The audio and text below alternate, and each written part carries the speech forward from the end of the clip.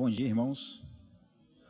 É uma felicidade estar aqui nessa manhã para a gente poder compartilhar, aprender um pouco da palavra de Deus. Mas antes, eu queria fazer a indicação de um livro, né? Existe uma frase de um pregador muito famoso, Charles Spurgeon, que diz o seguinte: visite muitos livros, mas faça da Bíblia a sua morada. Então eu queria fazer uma indicação para os irmãos, né? O livro é Pacto e Mandamento, tá? Do Bradley Green. Esse livro diz respeito ao pacto intertrinitário entre a Trindade, feito para nos salvar da condenação eterna, e como esse pacto deve influenciar na nossa vida enquanto ainda não glorificados, ou seja, na prática das boas obras. Então, os irmãos que tiverem interesse, né, Pacto e Mandamento, Bradley Green, é um livro muito bom que vai nos dizer como nós devemos nos comportar com as boas obras após termos sido resgatados por Deus. Eu vou pedir que você abra sua Bíblia no livro de Atos dos Apóstolos, capítulo 17.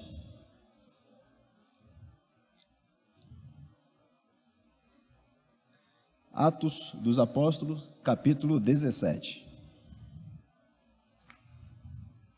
A partir do versículo 16. Vamos antes orar a Deus, pedindo que Ele possa, por meio do Seu Santo Espírito, nos iluminar. Senhor nosso Deus, mais uma vez nós oramos a Ti, te pedindo a Tua graça, a Tua misericórdia, que por meio do Teu Espírito Santo, o Senhor possa nos trazer entendimento da Tua palavra. Estamos diante dela e que o Teu Espírito possa nos trazer iluminação, para que possamos compreender e andar de acordo com a Tua vontade. É no nome de Jesus que te agradecemos. Amém. Então diz assim, a partir do versículo 16 até o 31. Enquanto Paulo os esperava em Atenas, o seu espírito se revoltava em face da idolatria dominante da cidade. Por isso, dissertava na sinagoga entre os judeus e os gentios piedosos, também na praça, todos os dias, entre os que se encontravam ali.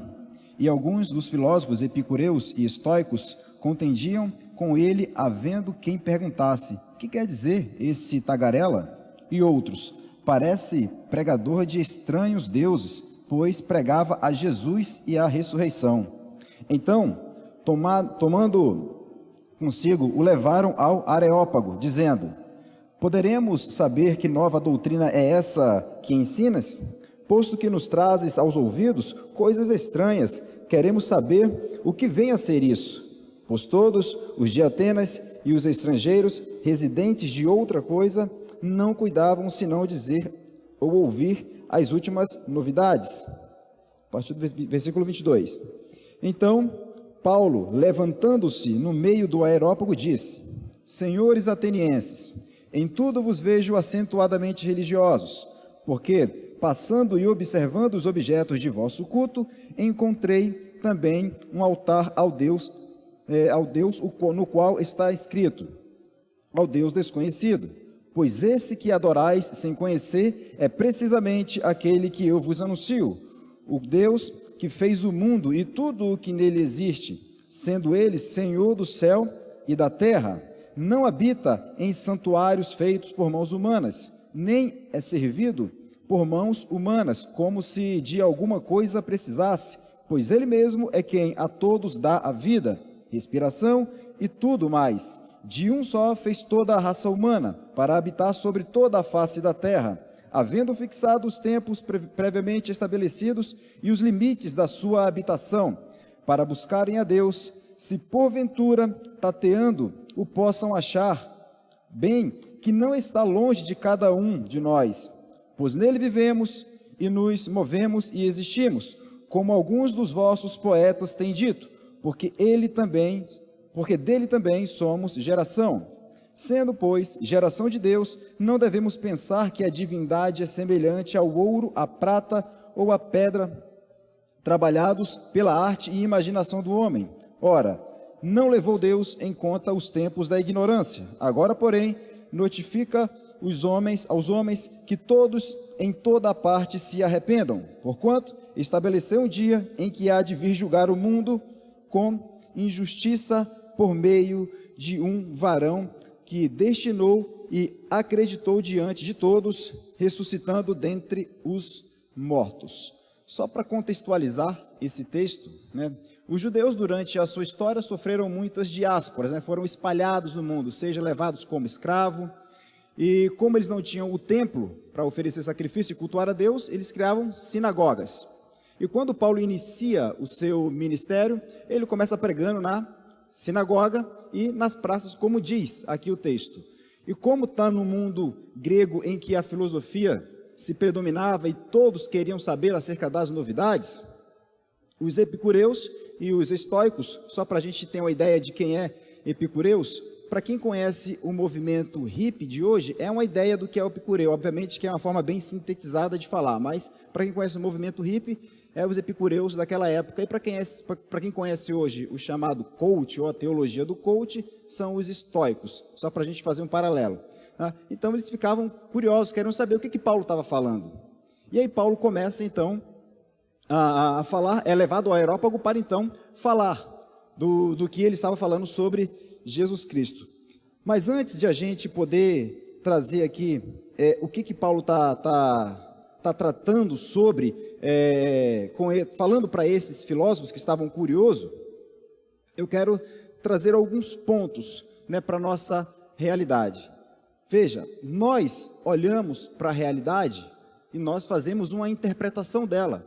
Nós olhamos para essa realidade a partir de alguma lente, a partir de algum ponto de vista, a forma como eu entendo o mundo, como eu interpreto, né? A essa interpretação, nós damos o nome de cosmovisão.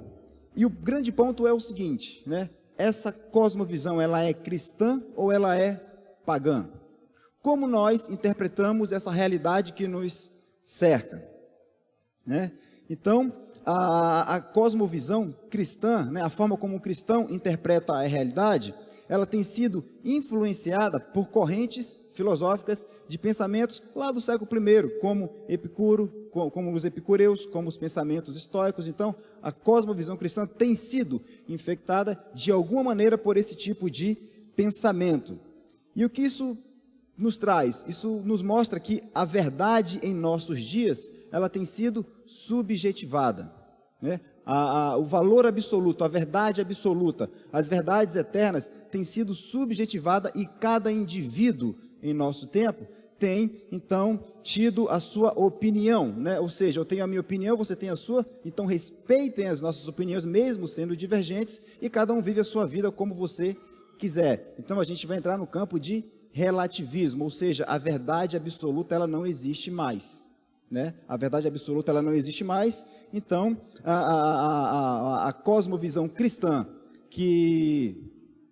o qual nós devemos interpretar essa realidade, ela tem sido afetada por esse tipo de pensamento, né? Então, o homem ele acaba sendo muito influenciado cognitivamente, né, na sua intelectualidade, pela corrente filosófica na qual está imerso, né? Então, a ideia de cosmovisão, ela é sustentada, ou ela é basicamente a crença em 5 pontos fundamentais. Em 5 pontos fundamentais. Primeiro, divindade, Deus. No que você acredita? Você acredita num Deus? Mas em que Deus você acredita? O que você chama de Deus?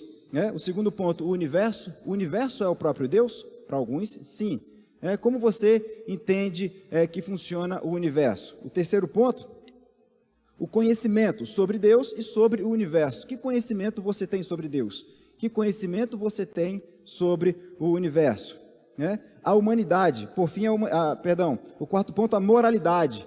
Existe o certo? Existe o errado? Ou a questão de certo e errado é só um ponto de vista? É só como eu interpreto? Ora, se é como eu interpreto, então não existe certo e nem errado, né? Mas nós, olhando para a realidade com a lente cristã, devemos entender que o certo existe e o errado existe. Existem verdades absolutas. E eu quero trazer aqui 3 pontos sobre as correntes de pensamento que foram predominantes no mundo até os nossos dias de hoje. E uma delas é o que ficou conhecido na história como teísmo cristão. Teísmo cristão. O que é o teísmo cristão? Teísmo, né? Deus cristão. As pessoas, quando tinham algum tipo de problema, ou quando queriam entender de alguma forma a realidade, elas recorriam à Bíblia. Elas recorriam a Deus. Ou seja, vivia-se num mundo chamado de teocêntrico, em que Deus ele era o centro de todas as coisas. E o teísmo cristão traz a ideia de que Deus é um Deus pessoal, que criou todas as coisas e que se envolve com a sua criação, não é um Deus ausente, né? E quando eu falo Deus, entenda-se a Bíblia, quando ela ficou pronta os 66 livros, porque no primeiro século nós tínhamos o Antigo Testamento e até o final do primeiro século o Novo Testamento ficou também pronto. Então o que norteou o pensamento nesse período era o chamado teísmo cristão, de um Deus que criou todas as coisas, de um Deus pessoal que se envolve com a sua criação. Isso perdurou até o século 17. Né? Para quem gosta de história ou de filosofia, vai entender que no século 17 se começa a era do iluminismo, onde até hoje nós somos afetados pelos pensamentos em algum momento, de alguma forma. Então, a partir do século 17, deu-se início a uma outra corrente de pensamento, o chamado deísmo. Né? Deísmo, Deus ainda ele existia como criador de todas as coisas, mas agora ele é um Deus impessoal, um Deus que não se envolve mais com a sua criação. É um Deus ausente. Né? E isso perdurou até o século 18. Ou seja, começou-se a entrar numa era chamada de antropocentrismo, em que o homem ele era o centro de todas as coisas, era a medida de todas as coisas, né? Então, o homem era quem dizia o que era verdade, o que não era, o que era certo, o que era errado, e fomos nos distanciando das verdades absolutas, das verdades de Deus. Até que a partir do século 18 e até os nossos dias, nós entramos numa era chamada de naturalismo, ou humanismo secular. Deus ele não existe mais, tudo que existe é a natureza, ou seja, eu tenho de viver a minha vida aqui satisfazendo os meus prazeres da melhor forma possível, porque não existe Deus, e se não existe Deus, não existem valores absolutos, e se não existem valores absolutos, eu não tenho a quem dar conta. Tudo que existe sou eu faço, eu digo. E aí a gente precisa fazer uma observação sobre como nós entendemos essa realidade. Muitos de nós cristãos entendemos que o sagrado é somente isso aqui que nós estamos fazendo, reunido como igreja, como corpo de Cristo. A partir de amanhã, segunda-feira, agora nós vamos viver uma vida secular. Será que é realmente assim? Voltando para o texto de Atos, eu não vou fazer uma exposição do texto, tá? Só vou trazer alguns textos para fundamentar aquilo que eu quero trazer aqui nessa manhã, tá? Só para a gente fazer uma divisão do texto, uma breve divisão do texto, a gente vê Paulo falando para os filósofos sobre a criação. Quando Paulo começa a falar, olha, o Deus que criou todas as coisas, então ele está falando da criação, né? O Deus que tudo fez, dos versículos 24 até o 28. E depois Paulo começa a falar do principal sintoma da queda, que é a idolatria do povo. A idolatria do povo. Então ele está falando do quê? Da queda. Está falando da queda. E aí ele diz, olha, Deus não leva em conta o tempo da ignorância, lá no versículo 30. Então ele está falando da redenção. Então ele segue dizendo, olha, varão que julgará o mundo com justiça. Então ele está falando o quê? No versículo 31 de consumação. Paulo está trazendo nesse breve texto a história da humanidade. E a história dessa humanidade, ela é percebida em todo o mundo. Quando você, por exemplo, assiste a um filme de super-herói, seja qual for, você vai perceber que existe um momento de queda, de problema, e você percebe que existem tensões no filme em que a narrativa vai se complicando, vai se dificultando, até que chega o momento da redenção, né? Da redenção em que todos os problemas são resolvidos, ou seja, tudo começa a ser consumado. Então, essa perspectiva na sociedade como um todo, ela existe, só não é dado esses nomes, porque entende-se que são de cunho religioso, então a visão religiosa ela não pode existir quando você vai tecer algum comentário que não seja dentro da realidade. Então existe uma frase que eu não lembro a quem é atribuída, que não há 1 centímetro quadrado de toda a existência que não seja controlado por Deus. Então nós vamos falar hoje de criação, Gênesis 1 e 2, a única verdade acerca da totalidade da realidade. E aí eu começo com essa frase: a doutrina manifestada pelas obras criadas por Deus é universal, dirige-se a todos. ao passo que a instrução dada pela palavra é a escola particular dos filhos de Deus, né? Frase de João Calvino. E quais os objetivos da narrativa de Gênesis 1 e 2? Para que Gênesis 1 e 2 foi escrito? Às vezes nós entendemos, não, só é para mostrar que Deus criou todas as coisas. Tá, é uma verdade, mas é somente isso? Será que é somente isso que Gênesis 1 e 2 vai nos mostrar? Então o primeiro ponto é mostrar aos hebreus que há somente um Deus que criou todas as coisas. Veja, o povo de Deus ficou 400 anos na condição de escravo no Egito. E que tipo de cultura era a cultura egípcia? Uma cultura politeísta, de adoração a muitos deuses, a vários deuses. Imagina agora esse povo saindo dessa condição, como é que os seus filhos moralmente iriam se comportar? Numa condição de politeísmo, de idolatria, adorando vários deuses. Então o primeiro objetivo de Gênesis é mostrar aos hebreus que só existe um Deus. Só existe um Deus que criou todas as coisas e não há outro Deus. Então esse é o primeiro objetivo. E o segundo objetivo de Gênesis, mostrar a estrutura e a direção dos elementos criados por Deus. Tá? E aqui eu peço um pouco de atenção para a gente poder entender o que é a estrutura e a direção da criação, né? Do cosmos. Veja, vamos abrir a Bíblia lá em Gênesis 1. Abra sua Bíblia em Gênesis 1.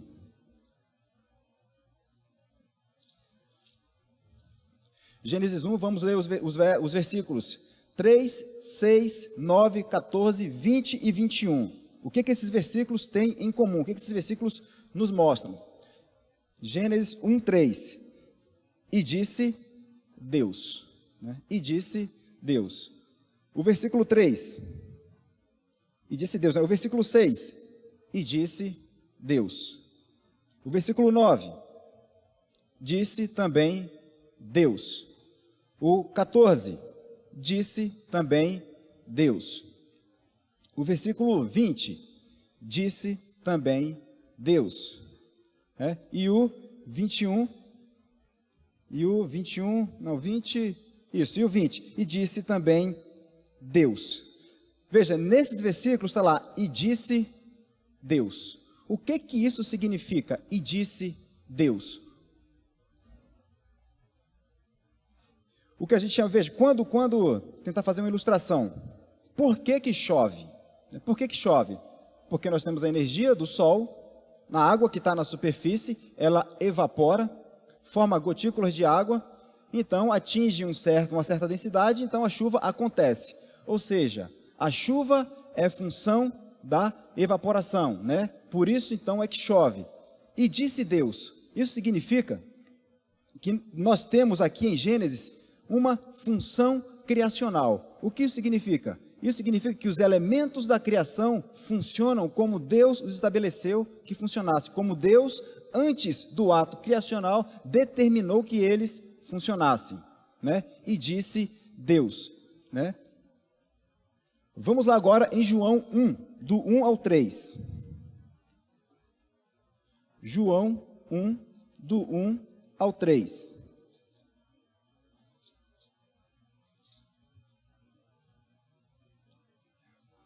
Vai dizer assim, o Evangelho de João, do 1 até o 3.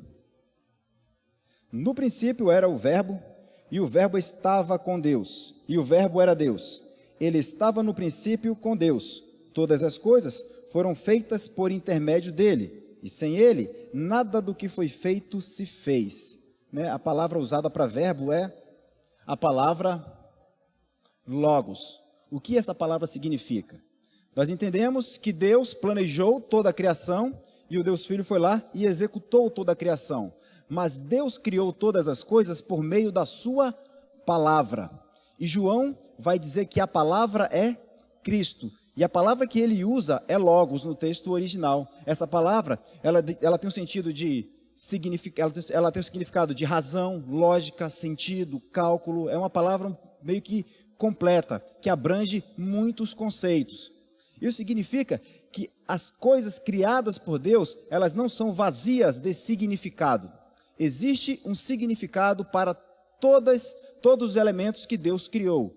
não é o homem quem dá sentido aos elementos criados. Deus já o fez antes que esses elementos viessem a existir. Na filosofia pré-socrática, 600, 700 anos antes de Cristo, né, os filósofos, chamados assim filósofos da natureza ou da physis, eles buscavam o chamado arquê, ou o princípio que fundamenta toda a existência do cosmos.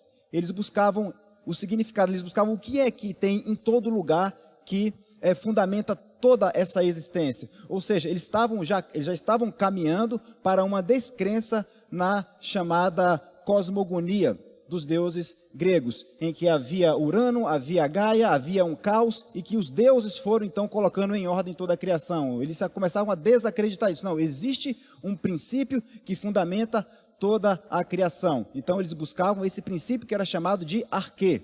Então João, dentro desse contexto grego, diz, olha, o arquê que vocês buscavam é Logos, é Cristo. Foi ele quem criou todas as coisas, foi ele que deu sentido a todas as coisas, foi ele que estabeleceu como cada elemento da criação iria funcionar.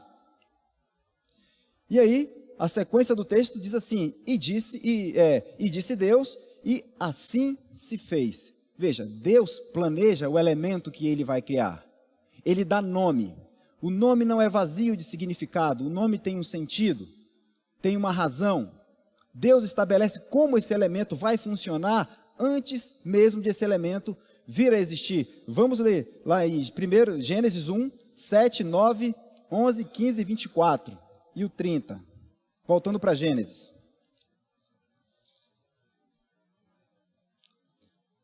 Gênesis 1, 7.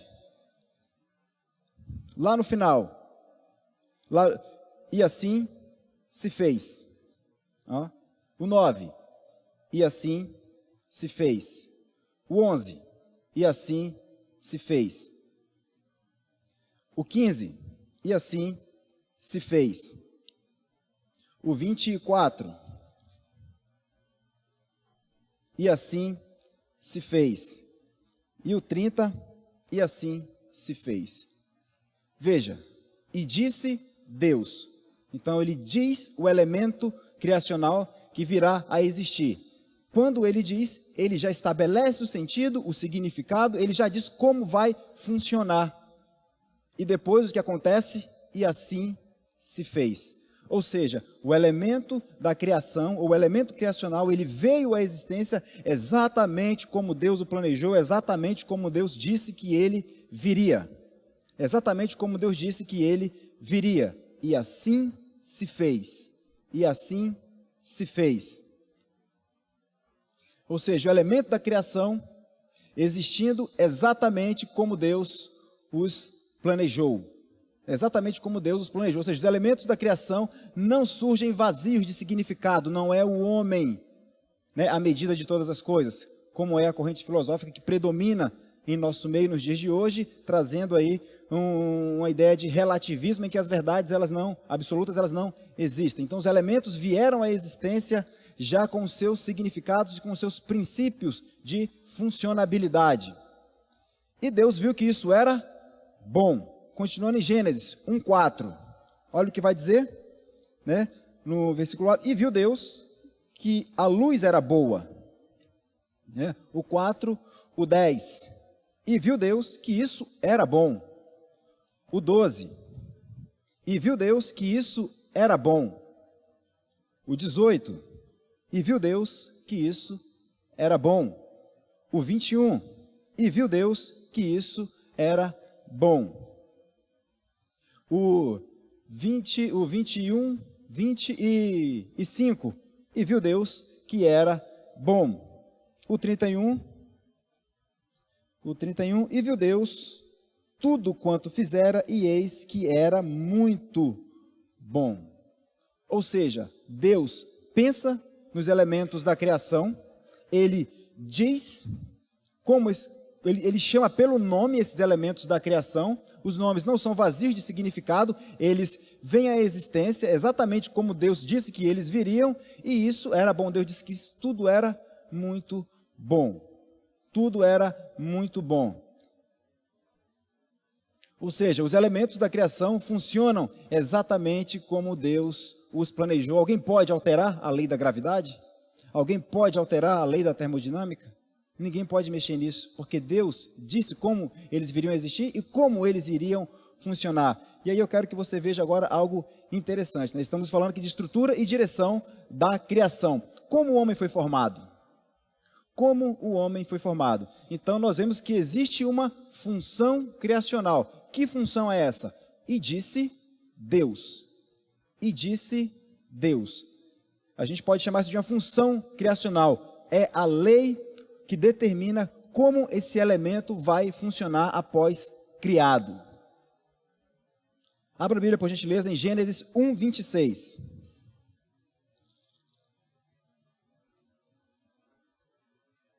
O que diz Gênesis 1, 26? Também disse Deus, a mesma função criacional. Façamos o homem à nossa imagem, conforme a nossa semelhança. Tenha ele domínio sobre os peixes do mar, sobre as aves do céu, sobre os animais domésticos, sobre toda a terra e sobre todos os répteis que rastejam pela terra. Começa e disse Deus. O que isso significa? O que isso quer nos dizer? Ora, se todos os elementos anteriores da criação, Deus inicia com essa função criacional e disse Deus, estabelecendo o princípio de funcionabilidade dele, por que com o homem seria diferente? Então, quando Deus cria ou forma o homem com a mesma função criacional, ele já está dizendo como o homem deverá funcionar, o que vai ser o homem antes mesmo do ato criacional. Então, nós temos na formação do homem, disse Deus, a mesma função criacional, a mesma função criacional. Ou seja, o homem foi formado exatamente como Deus o planejou e formou. O homem funciona exatamente como Deus o planejou. Hoje nós estamos imersos num mundo que diz o quê? Nesse mundo relativista, que o homem pode ser mulher, ou que a mulher pode ser homem, que a criança não define o seu sexo, não define o seu gênero. Não é isso que diz o mundo aí fora, esse comportamento? Mas essa não é a cosmovisão cristã. Não é isso que a Bíblia nos diz. Quando Deus forma o homem com suas próprias mãos, ele já diz o que vai ser o homem. Ele já diz como o homem vai funcionar, o que o homem deve ser, como o homem deve se portar. Não é o homem que dá sentido, significado aos elementos da criação. Deus já os deu antes do ato criacional. Como a mulher foi formada? Gênesis 2:18. Gênesis 2:18. Disse mais o Senhor Deus: não é bom que o homem esteja só. Far-lhe-ei uma auxiliadora que lhe seja idônea. Como começa? E disse Deus. E disse Deus. Ou disse mais o Senhor Deus. Ou seja, a mesma função criacional. Ou seja, Deus já estabeleceu, antes mesmo de formar a mulher, o que seria a mulher. As leis que regeriam a estrutura fisiológica do sexo feminino. Então a mulher foi formada exatamente como Deus a planejou e formou. A mulher funciona exatamente como Deus a planejou. Então não existe essa ideia de que mulher pode ser homem e de que homem pode ser mulher. Deus já estabeleceu o que seria homem e o que seria mulher antes de eles serem então formados por Deus. E a ideia é formar, porque a ideia do verbo no original é que Deus fez com as próprias mãos homem e mulher. E viu Deus que tudo era muito bom. Gênesis 1:31. Então, tudo era muito bom. Tudo era muito bom. O que nós vamos ver agora vai ser a instituição da família. A instituição da família. Gênesis 1, 26 e 28. Gênesis 1, 26 ao 28. Também disse Deus: façamos o homem à nossa imagem, conforme a nossa semelhança. Tenha ele domínio sobre os peixes do mar, sobre as aves do céu, sobre os animais domésticos, sobre toda a terra e sobre todos os répteis que rastejam pela terra. Criou Deus, pois, o homem, sua imagem, a imagem de Deus os criou. Homem e mulher os criou. 28. E Deus os abençoou e lhes disse: sede fecundo, multiplicai-vos, enchei a terra, sujeitai-a, dominai-a, sobre todos os peixes do mar, sobre as aves do céu e sobre todo o animal que rasteja pela terra. Olha, e Deus os abençoou e lhes disse: sedes fecundo. Sedes fecundo. Ou seja, tenham filhos. Isso antes da queda. Tenham filhos. Povoem a terra. Mais uma vez, disse Deus: sedes fecundos. Mesma função criacional. Modelo de família estabelecido por Deus: homem, mulher, filho. Qualquer modelo de família fora desse estabelecido pela Bíblia Sagrada, nós, na condição de cristãos bíblicos, não devemos aceitar, não devemos relativizar. Família, pai, mãe, filhos. Prole. Qualquer modelo de família diferente disso. Ah, mas existe a mãe que é solteira, o pai que é solteiro. Isso é por conta da queda, que se nós tivermos a oportunidade de continuar, será o nosso próximo tema. O que a queda provocou na estrutura e na direção criacional. Mas nós não devemos aceitar nenhum modelo de família diferente daquele estabelecido na Bíblia. Deus fez homem e fez mulher e os abençoou com a fecundidade para que eles tivessem filhos e que eles povoassem a terra. Esse é o modelo de família estabelecido por Deus, coisa que dentro desse meio relativista no qual o mundo está inserido, entende que família pode ser qualquer coisa. Família não é qualquer coisa. Deus estabeleceu o que é uma família. O que é uma família? Isso a gente chama de, dentro, né, para quem gosta aí de filosofia cristã, de realismo teontológico criacional. O que isso significa? Que existe uma realidade estabelecida pelo ser de Deus. Né? Teontologia significa ser de Deus, né? Estudo do ser de Deus. Então existe uma realidade na criação estabelecida pelo ser de Deus. Ele que estabeleceu como tudo iria funcionar. Nada veio à existência vazio de significado. As palavras não são vazias de significado. Se você fala banco, logo você pensa, um lugar, um instrumento que você pode sentar, pode deitar, pode fazer alguma coisa. Ou seja, você está vendo o significado por trás da palavra. Então não existe nenhuma palavra, ela é vazia de significado. Não é o homem que é a medida de todas as coisas. Não é o homem que dá sentido. Não é o homem que diz o que ele quer ser, o que ele vai deixar de ser. Deus já disse o que ele seria no ato criacional. Deus já disse ao homem, já disse à mulher o que eles seriam no ato criacional. Deus já havia estabelecido as leis físicas de como o sol iria funcionar, de como a chuva iria funcionar, de como a gravidade iria funcionar. Essas leis já estão estabelecidas por Deus no ato criacional. Deus já estabelecera tudo isso antes mesmo que esses elementos viessem a existir. Então a gente dá esse nome de céus e a terra, dá forma aos céus e à terra, diz como esses elementos vão funcionar, coloca o homem e a mulher para que cultivem. E agora Deus vai estabelecer o que? Sobre esse homem e sobre essa mulher? 3 esferas de comportamentos, que nós vamos chamar de mandatos, ou que a teologia reformada vai chamar de mandatos.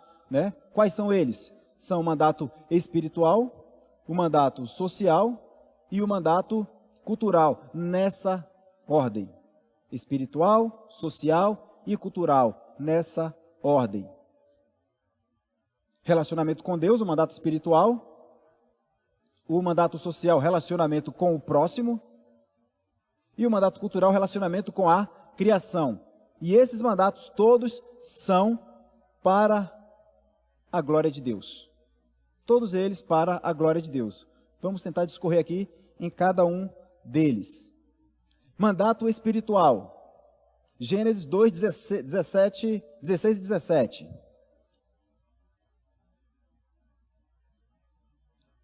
E o Senhor Deus lhe deu esta ordem: de toda árvore do jardim comerás, livremente, mas da árvore do conhecimento do bem e do mal não comerás, porque do dia em que dela comeres, certamente morrerás. Então Deus coloca o homem no jardim e diz para ele, olha, você não come do fruto daquela árvore, porque se você vai comer, você vai morrer. O que é que Deus está estabelecendo com Adão? Um pacto de obras, mas está estabelecendo também um mandato. Que mandato é esse? O que diz esse mandato? Obediência. Adão, você vai me obedecer, certo? Você não vai comer daquele fruto, porque se você comer, você vai morrer. Se você comer, você vai morrer. Então, obediência é igual a vida. Se eu comer, eu vou morrer. Se eu não comer, eu tenho vida. Ou seja, se eu não comi, eu obedeci. Se eu obedeci, eu tenho vida. Vamos ver o que diz respeito a essa obediência. Sobre o que é essa obediência? Lá em Levíticos 18:5. Levíticos 18:5. Se os irmãos, porventura, tiverem alguma pergunta, tá? Podem levantar o braço e aí a gente dá uma pausa para tentar responder a pergunta, tá bem? Levíticos 18:5. Portanto, os meus estatutos e os meus juízos guardareis, cumprindo-os, o homem viverá por eles. Eu sou o Senhor. Portanto, os meus estatutos e os meus juízos guardareis, cumprindo, o homem viverá por eles. Ou seja, obedeça-me, me obedeça e você viverá. Lá em Ezequiel 20:11. Ezequiel 20:11.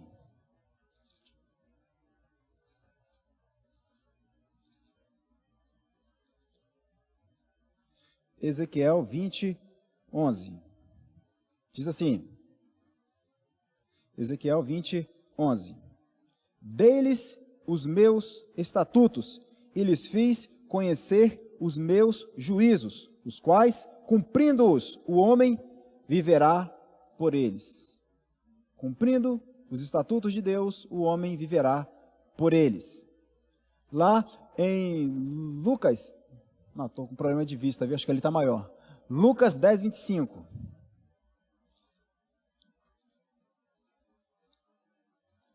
Lucas 10:25.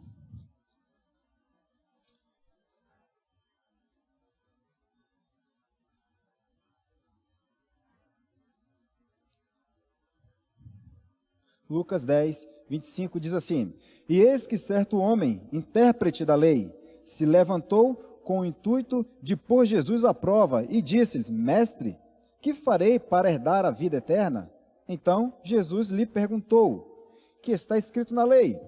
Como interpretas? A isto ele respondeu: Amarás o Senhor teu Deus de todo o teu coração, de toda a tua alma, de todas as tuas forças e de todo o teu entendimento. E amarás o teu próximo como a ti mesmo. Então Jesus lhe disse: Respondeste corretamente, faze isso e viverás. Obediência a Deus diz respeito a ter vida. Vida. Lá em Romanos 7:10. Romanos 7:10.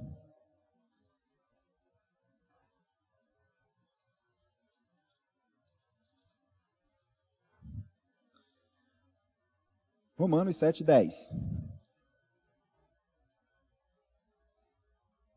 Vai dizer assim: E o mandamento que me fora para a vida, verifiquei que este mesmo se tornou para a morte. Obediência aos mandamentos de Deus, vida. Esses mesmos mandamentos, quando não obedecidos, gera morte. Adão obedeceu a Deus? Não. O que aconteceu com ele? Morte. O último, Gálatas 3:12. Gálatas 3:12.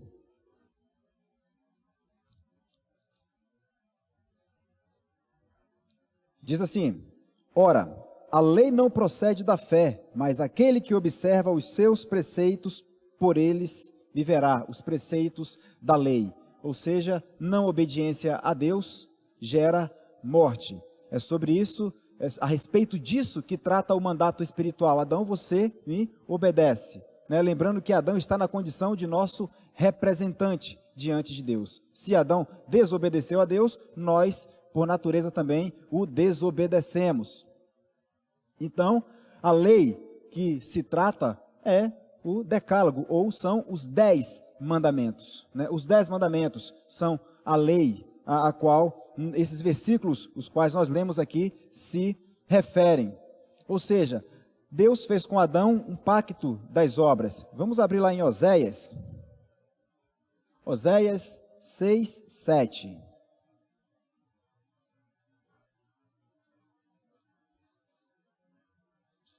Oséias 6, 7. Diz assim: mas eles transgrediram a aliança como Adão. Eles se portaram aleivosamente contra mim. Ou seja, mesmo Deus dando o pacto, as tábuas da lei a Moisés, lá em Êxodo 20, nós percebemos que os 10 mandamentos, que trata do caráter de Deus, já estavam presentes lá no Éden. Então, como que Jesus sintetizou toda a lei? Amar a Deus sobre todas as coisas e o teu próximo como a ti mesmo. Obedeça a Deus.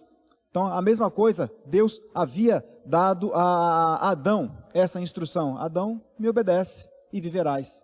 Né? O mandato espiritual diz respeito ao relacionamento na plenitude com Deus. O que é relacionamento na plenitude com Deus? A total obediência da lei moral de Deus.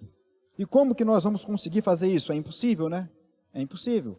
Mas, pela eterna misericórdia de Deus, Ele enviou o seu Filho encarnado para que nós, junto com Ele, tivéssemos uma união mística, então caminhássemos no cumprimento dessa lei até que chegasse o dia da glorificação.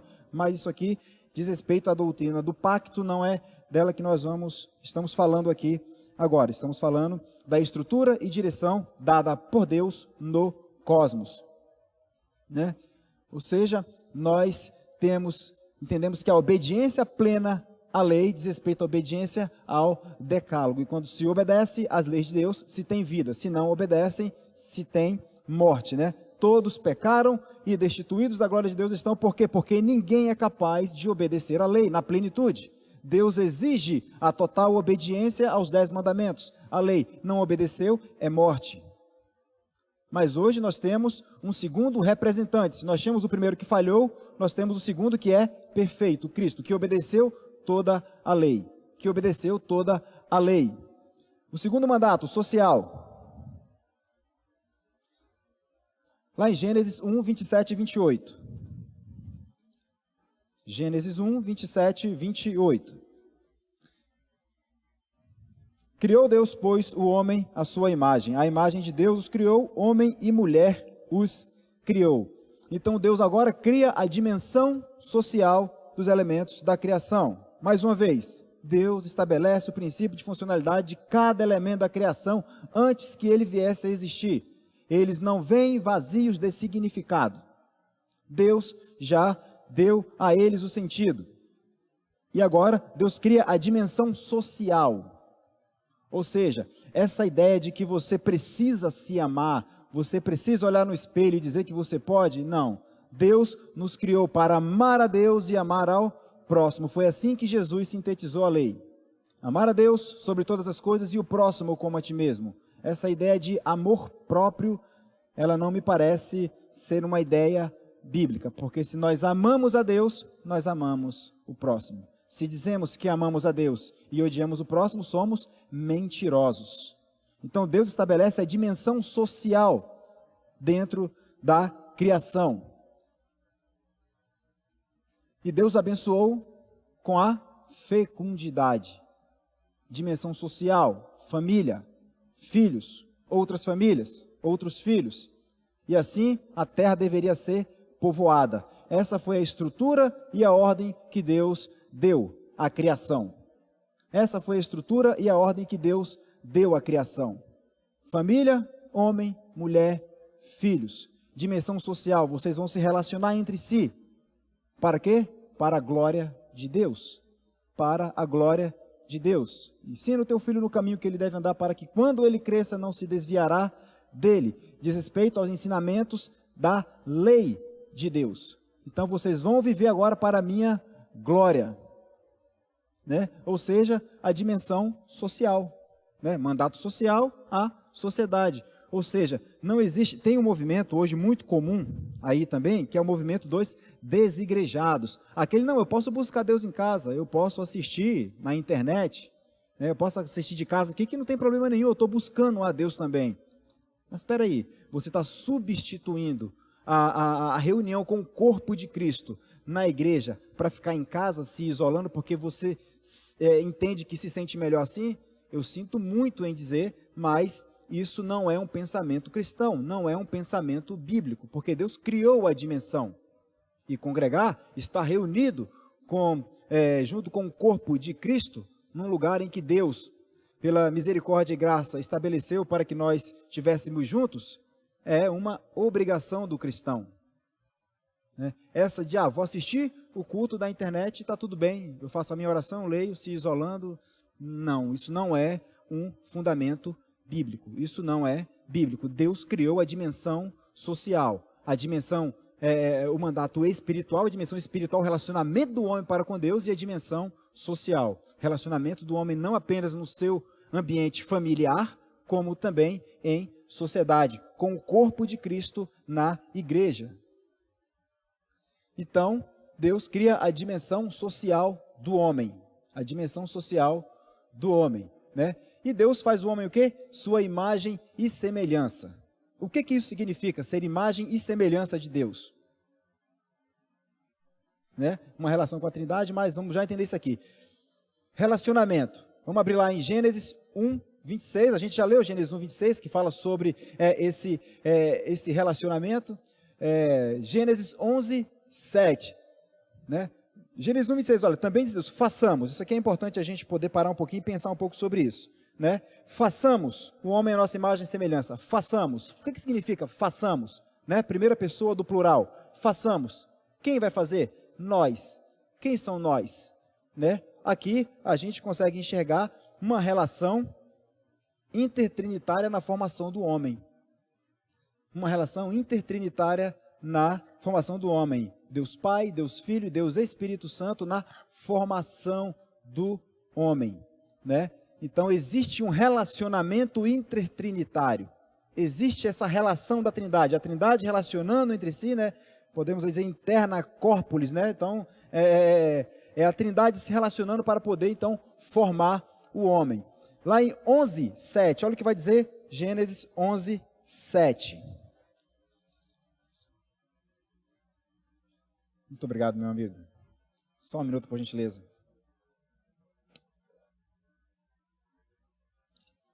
Lá em Gênesis 11, 7, diz assim, o próprio Deus dizendo, vinde, desçamos.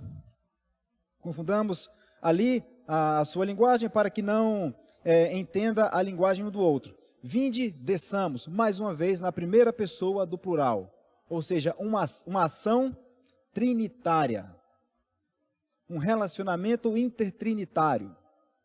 Deus Pai, Deus Filho e Deus Espírito Santo. Deus Pai, Deus Filho e Deus Espírito Santo. Ou seja, a Bíblia diz que Deus é amor.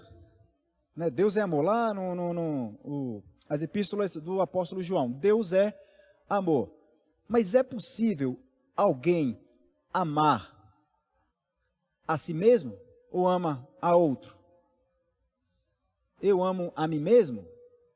Isso não me parece ser bíblico. Quando a Bíblia diz que Deus é amor, porque Deus ama alguém. Quem Deus ama? Deus Pai, Deus Filho, Deus Espírito Santo. E depois a gente vê que Deus amou o mundo de tal maneira, ou seja, nós amamos ao próximo. Amamos a Deus e ao próximo.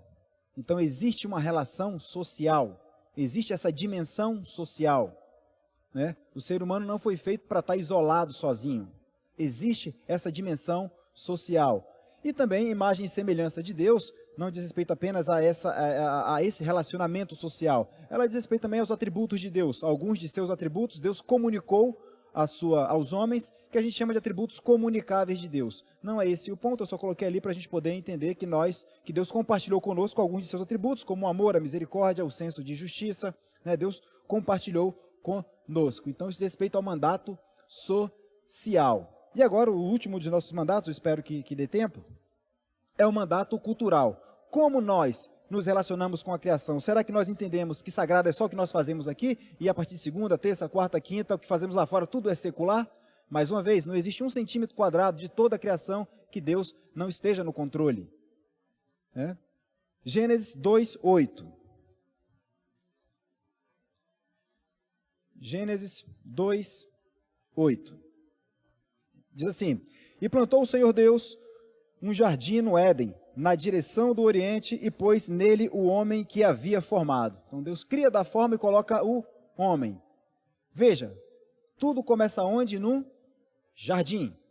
Tudo começa num jardim. Vamos ler lá em Apocalipse 3:12. Apocalipse 3:12.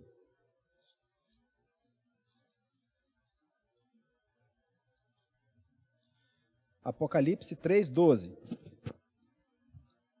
Diz assim: Ao vencedor faloei coluna no santuário do meu Deus, e daí jamais sairá. Gravarei também sobre ele o nome do meu Deus, o nome da cidade do meu Deus, a nova Jerusalém, que desce do céu, vinda da parte do meu Deus, e o meu novo nome. Onde começa a história? Num jardim. E onde termina a história? Na Nova Jerusalém, numa cidade. A história começa num jardim e ela termina numa cidade. Jardim, cidade. O que isso nos diz? Isso fala sobre desenvolvimento. Desenvolvimento. Se começa num jardim e termina numa cidade, nesse intervalo há um desenvolvimento. E a quem cabe esse desenvolvimento? Gênesis 2:15.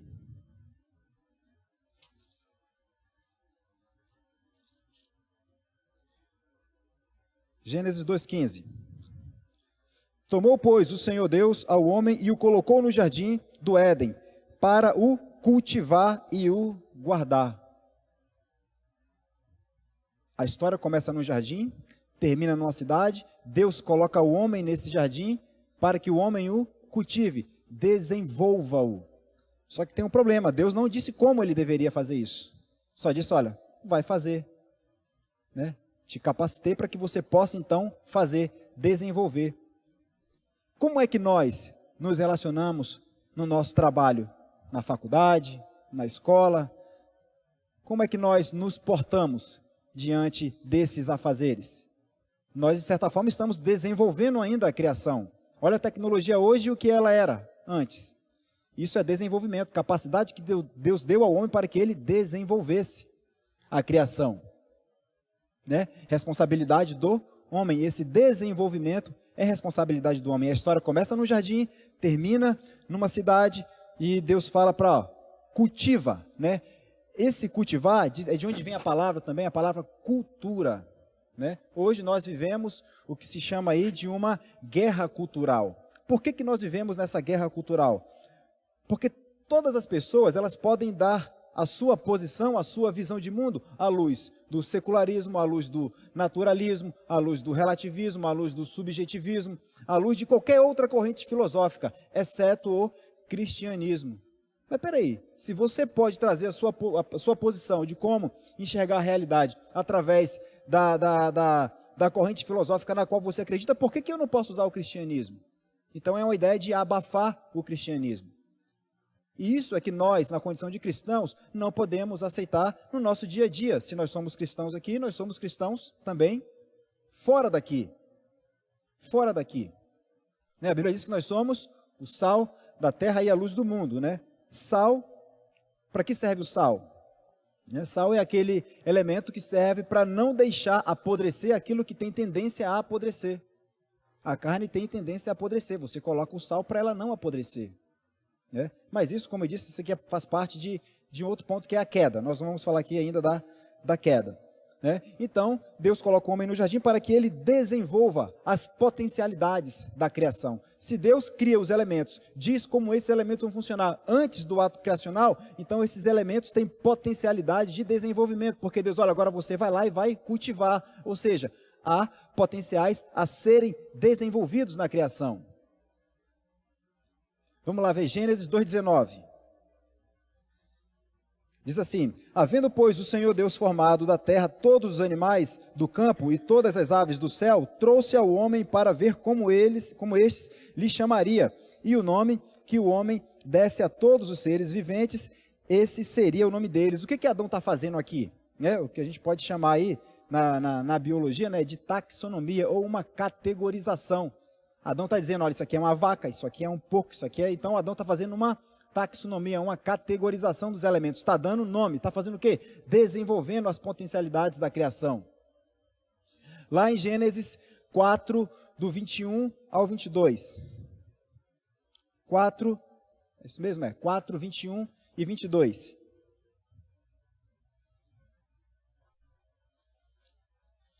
Diz assim: o nome de seu irmão era Jubal. Este foi o pai de todos os que tocam harpa e flauta. Zilá, por sua vez, deu à luz a Tubal-Caim, artífice de todo instrumento cortante de bronze e de ferro. Ora, olha o que diz o 21. O nome de seu irmão era Jubal e foi pai de todos que tocam harpa. Deus ensinou? O homem aprendeu, foi desenvolvendo as potencialidades da criação. E aqui, o Tubal-Caim, artífice de todo instrumento cortante. Deus ensinou como fazer instrumentos. Tubal-Caim estava praticando aqui um tipo de cutelaria, fazendo uso das leis da criação e criando um instrumento para facilitar a vida dele quando ele precisasse desse instrumento. Ou seja, ele está desenvolvendo as potencialidades da criação. Lá em Êxodo 31, do 1 ao 5. Esse aqui é o melhor. Quer dizer, todos são melhores, mas esse aqui é muito bom. Êxodo 31, do 1 ao 5. Diz assim: e disse mais o Senhor a Moisés: eis que chamei-o pelo nome a Bezalel, filho de Uri, filho de Ur, da tribo de Judá, e o enchi do Espírito de Deus. Agora o que vai acontecer? Vai pregar, né? Está cheio do Espírito Santo, ele vai pregar, vai falar da palavra de Deus, vai fazer isso? Olha o que ele vai fazer, cheio do Espírito Santo. Enchi do Espírito de Deus de habilidade, de inteligência e de conhecimento em todo o artifício, para elaborar desenhos e trabalhar em ouro, em prata, em bronze, para lapidação de pedras, de engaste, para entalho de madeira, para toda sorte de lavouras. Deus encheu um homem do Espírito Santo para quê? Para ele produzir arte. A cultura é algo ruim? Não, ela só tomou uma outra direção depois da queda. Cultura não é ruim, política não é ruim, educação não é ruim. O problema é que tem uma outra direção, que não é a visão criacional que Deus estabeleceu. Política não é ruim, cultura não é ruim, filme não é ruim, peça de teatro não é ruim. Qual o problema? Que elas são contaminadas com a queda. E nós, na condição de cristão, muitas vezes colaboramos com isso. Por quê? Porque nós não queremos, não, ali é secular. Mas peraí, Deus não controla ali também, não? Deus não está lá, não? Não, lá é secular, eu fico aqui porque aqui é sagrado. Não, mas Deus está em todo lugar. Mais uma vez, não há 1 centímetro quadrado da criação que Deus não tenha o domínio. Cultura não é ruim, arte não é ruim, música não é ruim, peça de teatro não é ruim. O ponto é, que direção esses elementos estão tomando? Deus encheu o homem do Espírito Santo para ele fazer o quê? Arte. Para ele fazer arte. Isaías 28, do 23 ao 27.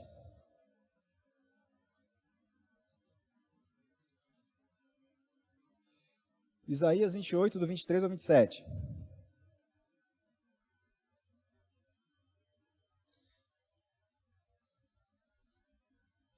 Inclinai os ouvidos e ouvi a minha voz. Atendei bem e ouvi o meu discurso. Porventura, aqui vai começar uma série de perguntas retóricas, tá? Aquelas perguntas que não precisam de respostas porque já está embutida na pergunta. Porventura, lavra todo dia o lavrador para semear? Ou todo dia suca a sua terra e a esterroa? Porventura, quando já tem nivelado a superfície, não lhe espalha o endro? Não semeia o cominho? Não lança nela trigo? Sem leiras, ou cevada, ou no devido lugar, ou a espalha na margem? pois o seu Deus assim o instrui devidamente e os ensina, porque o endro não se trilha até o 27, porque o endro não se trilha com instrumento de trilhar, nem sobre o cominho se passa roda de carro, mas com vara de sacode, o endro e o cominho com pau. Veja o que diz aqui o 26, ó. Pois o seu Deus assim o instruiu devidamente e o ensina. Quando o homem está plantando, quando o homem está cultivando, e ele descobre como essa potência da criação é desenvolvida, quem é, se não Deus, instruindo como ele deve fazer? Quando o homem cria um smartphone desse com toda essa tecnologia e ele descobre as leis que vão fazer esse smartphone funcionar, quem é, se não Deus, mostrando para ele? O problema é que o homem não quer dar a glória a Deus, ele quer glória para si.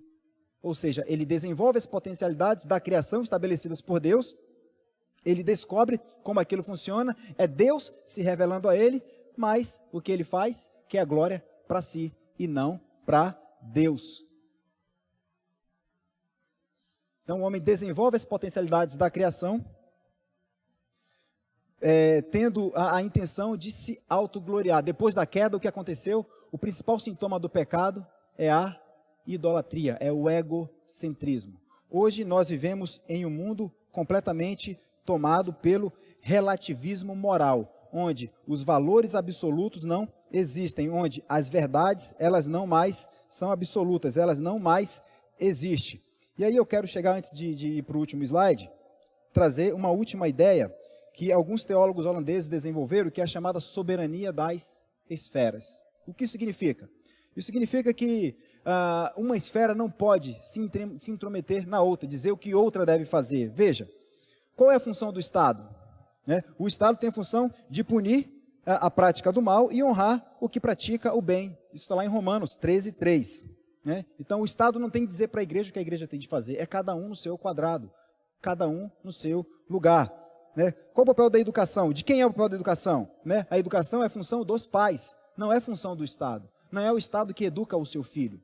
É você pai, é você mãe. É você que precisa ensinar no caminho que ele deve andar. Não é o Estado que tem de fazer isso. Não é o Estado que tem de dizer a você, pai e mãe, família, que você não deve dar uma palmada no seu filho, que você não tem que corrigir o seu filho. Porque quando essas esferas, umas são intrometidas nas outras, tudo tende a desandar. Tudo tende a desandar. A igreja é conduzida por Cristo, Bíblia, não pelo Estado. Não é o Estado que dita as regras da igreja. Está se intrometendo numa esfera que não cabe a ele. Que não cabe a ele. Então, cada esfera deve cuidar de suas funções. Ou seja, cada elemento da criação tem a sua função em sua atmosfera, ou em sua esfera. O Estado é para punir aquele que pratica o mal, honrar o que pratica o bem, garantindo a liberdade e segurança da sociedade. A igreja para propagar o evangelho. Esta não tem função social. A família é quem educa. Quando essas esferas começam a intervir umas às outras, tudo tende a desandar. Lembra da ordem dos mandatos que eu disse? Primeiro primeiro mandato espiritual, social e depois cultural. Como foi que aconteceu na queda? Adão ouviu a Deus? Não. Quem foi ouvida? A criação, a serpente. A quem Adão obedeceu a Deus? Não, a mulher. Ou seja, a ordem desses mandatos foi invertida. Sabe quando a minha vida e a sua vida desanda? Quando nós invertemos a ordem desses mandatos. Nós trocamos primeiro um relacionamento com Deus, não, primeiro a cultura que importa. Não, primeiro a sociedade que importa. E por último, Deus. Quando você inverte a ordem desses mandatos, então nós começamos a mergulhar a nossa vida espiritual num caos. Num caos. Tá? E aqui eu quero encerrar com essa frase de Francis Schaeffer, que diz o seguinte, que o cristianismo não é mera verdade religiosa, mas a verdade total, a verdade sobre a totalidade da realidade. Ou seja, não há nada que Deus não esteja no controle. Não é porque você está numa discussão fora de um lugar que nós habitualmente chamamos de sagrado, sacro, que você não vai utilizar a sua visão cristã.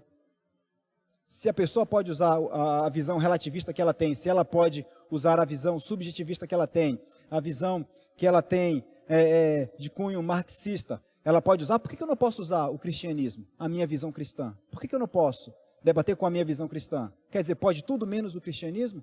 E é isso que a nossa sociedade, que nós cristãos, na verdade, estamos aceitando. É muito comum ver em certas discussões não aceitarem as nossas posições, porque não? É porque você está trazendo um cunho religioso, você é um fundamentalista, você é um extremista, você entende que a sociedade é outra. Não, mas as verdades são as mesmas. As verdades são as mesmas. As verdades não mudaram, elas são absolutas. Então, se você pode dar uma posição com a luz do marxismo, por que eu não posso dar com o cristianismo? Tecer o meu comentário, a minha posição à luz do cristianismo. Então, mais uma vez, o cristianismo não é mera verdade religiosa, mas a verdade total, a verdade sobre a totalidade da realidade. E aí eu abro para os irmãos, caso queiram fazer alguma pergunta, algum comentário. Caso não tenham, a gente ora aqui agradecendo a Deus. Eu acho que já extrapolei um pouco no horário, né? Se não, então abro para os irmãos, caso queiram fazer, senão a gente ora aqui a Deus, agradece a Ele e encerramos. Então vamos curvar nossas cabeças, orar a Deus e agradecer por esse momento. Senhor nosso Deus e nosso Pai, nós somos gratos a Ti por esse momento. Que o Senhor, por meio do Teu Espírito Santo, possa, Pai, nos conduzir para que nós cumpramos, Pai, o mandato espiritual, relacionamento contigo, o mandato cultural, relacionamento com a nossa família, com a sociedade, à luz da Tua palavra. Que nós possamos desenvolver, Pai, as potencialidades da criação e que tudo seja para a honra e a glória do Teu nome, Deus. Que o Senhor agora possa tomar de conta de cada vida que está aqui presente, possa cuidar, estender esse cuidado à parentela de cada um, e que logo mais à noite, no culto, nós possamos estar aqui para glorificar o Teu nome. E, Pai, quer qualquer coisa que nós façamos, comemos, bebemos, qualquer coisa que nós venhamos a fazer para a Tua glória. Que nós não entendamos, Pai, que fazer a Tua vontade é somente quando estamos aqui dentro da igreja como corpo de Cristo. Que nós entendamos também que em nosso trabalho, em nossa faculdade, nós também precisamos fazer a Tua vontade, porque a criação, Pai, a criação ela diz respeito ao princípio de funcionabilidade que Tu estabeleceu, nada está fora do Teu controle. Então eu te peço que o Senhor, por meio do Teu Espírito Santo, possa colocar em nossos corações, nos conduzir e que nós venhamos andar conforme a Tua palavra. É no nome de Jesus que nós te agradecemos. Amém. Amém, irmãos? Então fiquem na paz.